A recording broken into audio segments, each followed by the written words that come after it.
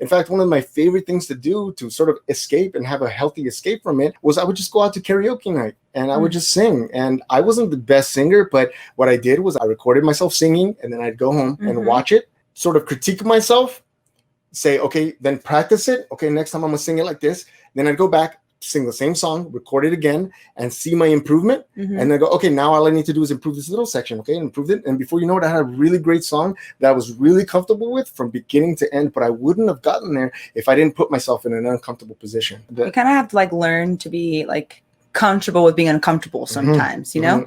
I've heard that before. That's something actually that I learned from yoga, because you're stretching and you're holding a position, your body's like shaking, or you're like having trouble breathing, and you just remember, okay, breathe. It's okay. It's going to be all right. It's only for a few breaths. You're going to be okay. My body is uncomfortable, but there's no reason for why I should be uncomfortable. In fact, I told her this story a long time ago. I had a puppy, I had a dog, and I would walk about maybe half a mile to a little park, a park right from my house. But one night, this little dog wanted to go out at 2 a.m. So I walked out, and it didn't like to go in the front yard. So we'd walk, and I'm over there cold, right? And I'm layered up, and I have like a bunch of shirts and a jacket, and I'm layered up and it's cold. And then she suddenly decides that she's going to sit and watch this tree because the squirrel was always there. She knew the squirrel was there. So she would just sit there and just watch, and she would be shaking, but she was focused, super hyper focused. And I'm thinking, I would tug her leash and I'd be like, come on, like go to the bathroom already. Like I'm cold.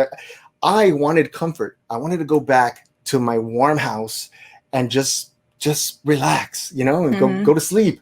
And this puppy was shaking, but just watching this tree. And then it hit me. The dog was it was my Zen master and was teaching me to be relaxed.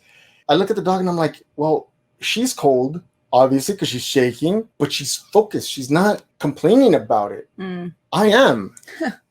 And I'm supposed to be the smarter one, right? And I'm looking at this dog shiver, and then finally I was like, can I do that?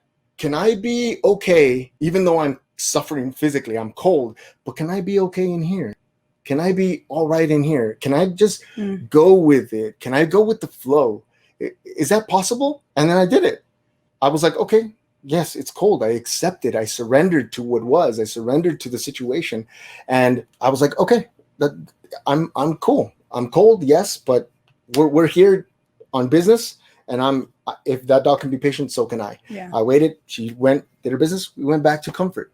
We have to put ourselves in those positions, right?